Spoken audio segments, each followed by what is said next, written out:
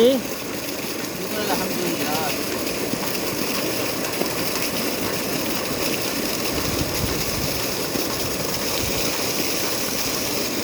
चलो ठीक नहीं हो गया? बंद कर रहे ਉਹ ਬੰਦ ਕੀਤੀ ਨਹੀਂ ਹਲੇ।